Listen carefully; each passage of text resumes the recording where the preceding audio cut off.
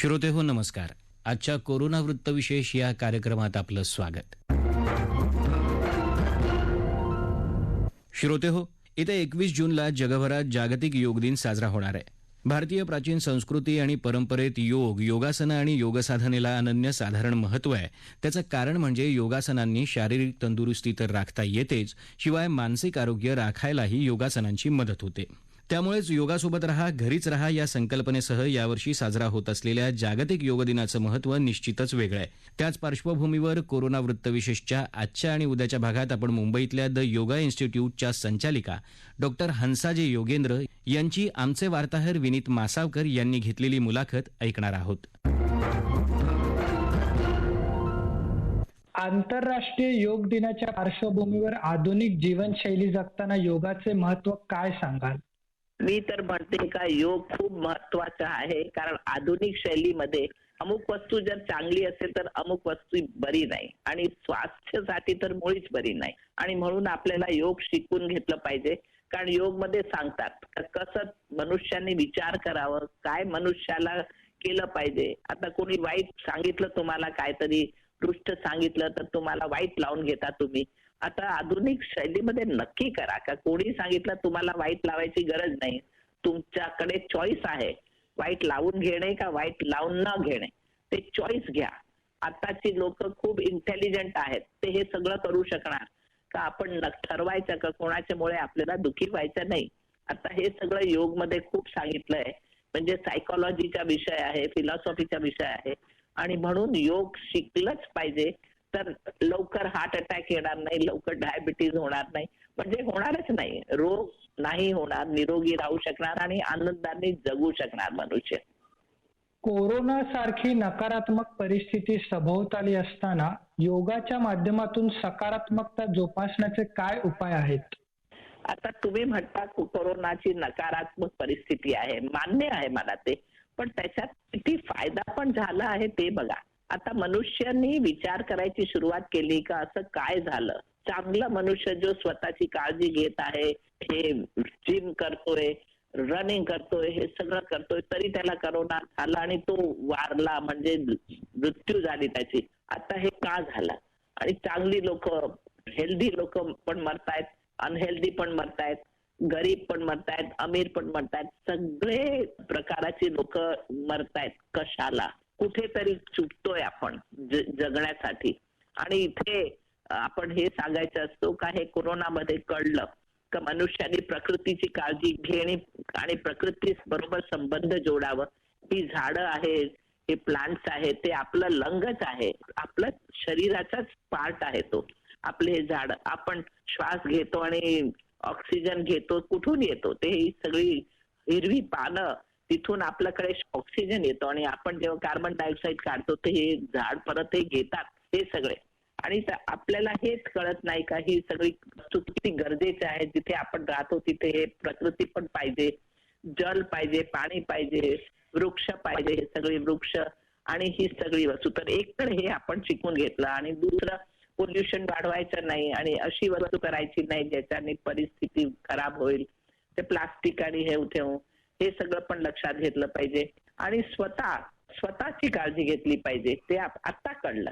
कुठे आपण काळजी करत नाही, आपण फक्त खातो आणि टीव्ही बघतो आणि काम करतो आणि झोपतो, पण एवढं चालणार नाही. स्वतःला स्वस्थ ठेवण्यासाठी अजून वस्तू करायची गरज आहे आणि ते योग शिकवतोय काय करावं आणि काय नाही करावं. आणि म्हणून इतकं वेळ नाही आपल्याकडे, पण तरी आपण घरातला माहोल आता व्यवस्थित केलं पाहिजे. घरातला जेवण, साधा जेवण, अमुक हे पॅकेट खोडून आपण खाता, बॉटल खोलून पिऊन टाकतो, ते सगळी वस्तू एकदम थांबवावी, कारण त्याच्याने इन्फेक्शनच वाढतो, त्याच्याने इम्युनिटी लो होते. आणि सर्वात जास्त इम्युनिटी लो होते जेव्हा आपल्याला राग येतो, जेव्हा आपल्याला चिंता होते, जेव्हा आपण दुखी होतो. आता हे सगळं लोकांना हळूहळू कळायला लागलंय आणि ह्याच्यासाठी योगशास्त्र आहे जो तुम्हाला हे सगळं सांगत असतो आणि आपण हे केलं पाहिजे. कोरोनाच्या काळात लोकांना ज्या श्वासोच्छवासाच्या समस्या उद्भवत आहेत त्या दूर करण्यासाठी कोणते पर्याय आहेत? हे जे कोरोना आहे तो आपल्या श्वसन क्रियावर अटॅक करतोय आणि म्हणून ते सर्दी, खोकला, घसा, आग, नाक, कान आणि मग फुफ्फुस आपले आणि मग श्वास घेणं आणि सोडणं त्याच्यात कठीण, हे सगळं झालं आहे त्याच्यामुळे. आता योग मध्ये रेस्पिरेटरी सिस्टीमला खूप महत्व दिलं आहे, कारण बाहेरच्या जगात जर काय घडलं तर त्याचा परिणाम श्वासोश्वासवर असतो आणि आतलं पण, आपले पोटात, आपले विचारात जर काहीतरी डिस्टर्बन्स झालं तरी त्याच्या श्वासावर परिणाम असतो.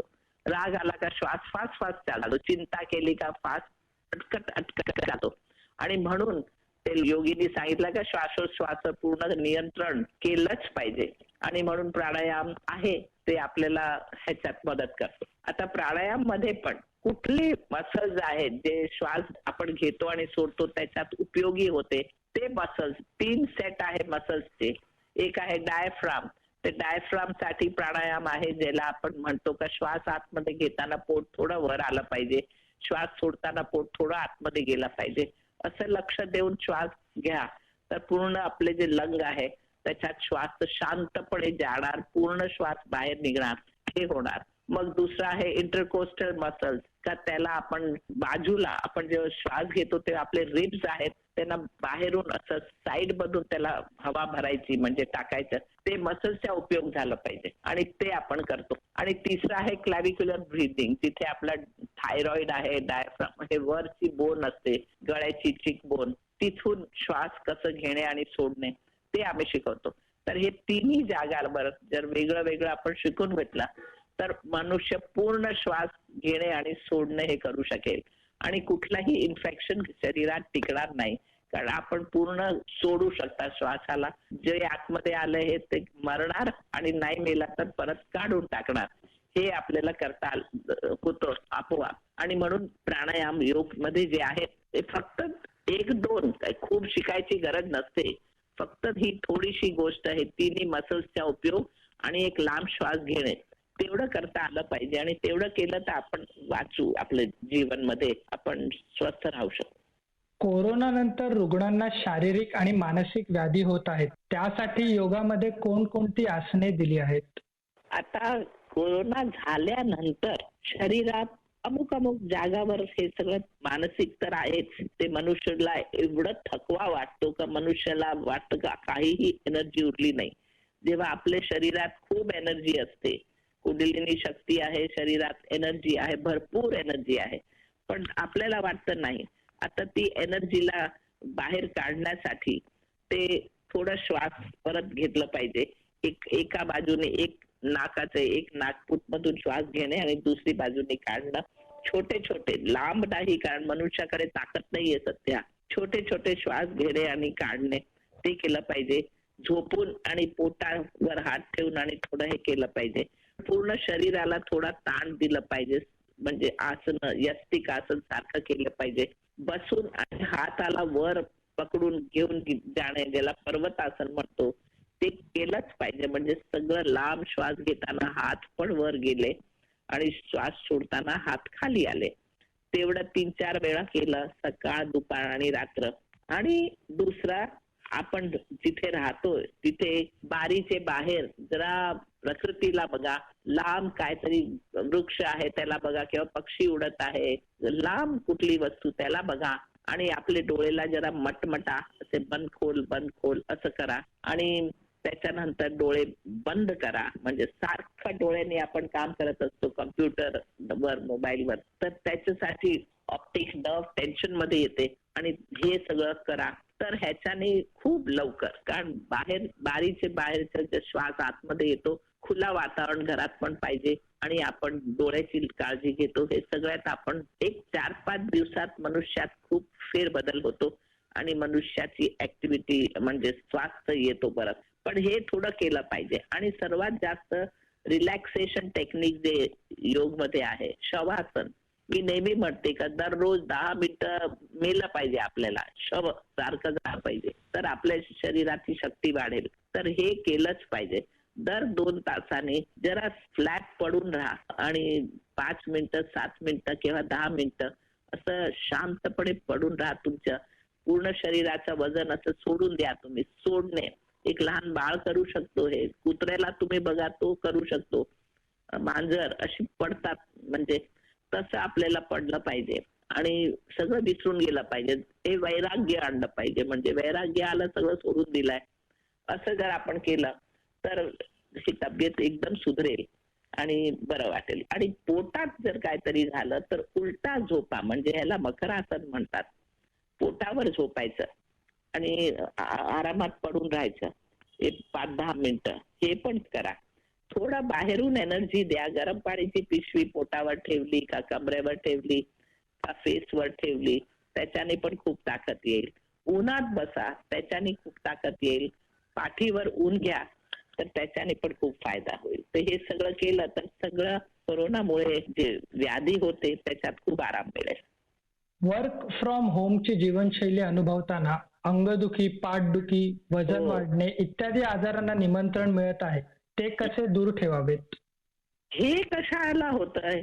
कारण मनुष्याला एकतर योग येत नाही. मनुष्याने आता वर्क फ्रॉम होम आहे तर व्यवस्थित विचार केला नाही का घरात बसून पण कसं वर्क करू शकू. आता जे मेन थिअरी आहे का 4 वेळा दिवसात जेवलं पाहिजे, थोडं थोडं जेवलं पाहिजे, भूक लागली तेवढंच खायचं, जे आवडते ते खूप जास्त खायचं नाही, थोडा थोडा मिताहारी आपल्याला झालं पाहिजे. आणि किती कमी खाल्ला का चालेल तसं विचार करावा, नाही का जास्त खायचं. आणि एकतर इथे खूप लक्ष दिलं पाहिजे, नाहीतर वजन तर वाढतो, ऍसिडिटी वाढते, मायग्रेन, हेडेक वाढतो, ब्लड प्रेशर वाढतो. जर तुम्ही थोडा पण जास्त खाल्ला तर जास्त भोजनमुळे हे होतं. पण नियम खरोखर आहे. तुम्हाला खूप एक डिश खूप चांगली आवडली, आता थोडं खा, ठेवून द्या, दुपारी परत खा, ठेवून द्या, संध्याकाळी परत खा, तसं चालेल. पण एका वेळी खूप खाऊन टाकायचं नाही. तेवढं डिसिप्लिन ठेवणं गरजेचं आहे. दुसरा, शरीर एकच जागावर बसून राहतो, कारण वर्क फ्रॉम होम होतो ना, तर जरा जास्त तास आपण वर्क करून टाकतो घरात आणि त्याच्यामुळे शरीरात अंगदुखी आणि हे सगळं खूप पाठदुखी हे खूप कॉमन आहे. तर दर अर्धा तासाने जरा 1 मिनिट जिथे बसल्यात तिथेच उभे राहा आणि पुढे वळा, मागे वळा, साईडवर वळा, ट्विस्ट करा. हे सगळं योगची आसनं म्हणजे जस्ट करा. हे खूप गरजेचं आहे. थोडंसं चाला रूम मध्ये दर अर्धा तासाने, 1 तासाने जाऊन आणि थोडासा 1 घोट पाणी पिऊन या. जवळ नका ठेवू पाणी, चालून जा, पिऊन आणि परत या. असं थोडी शरीराची ऍक्टिव्हिटी जर केली तर वजन वाढणार नाही. रूम मध्ये राहून पण चाललं पाहिजे. जेव्हा तुम्ही कम्प्युटर समोर नाही, उठून चाला. रूमचे एक कोपऱ्यातून दुसऱ्या कोपऱ्यातून चालत राहा. चालत रूम मध्ये जर मुळीच जागा नसेल तर एकच जागावर वर खाली पाय करा, जसं तुम्ही चालता. तर त्याच्याने हे केलं 10,000 स्टेप्स घेतलेच पाहिजे मनुष्याला. 10,000 स्टेप्स. आता तर घड्याळ पण येतो, ते ठेवली आणि त्याच्यात येतं तुम्ही किती स्टेप्स चाललेत.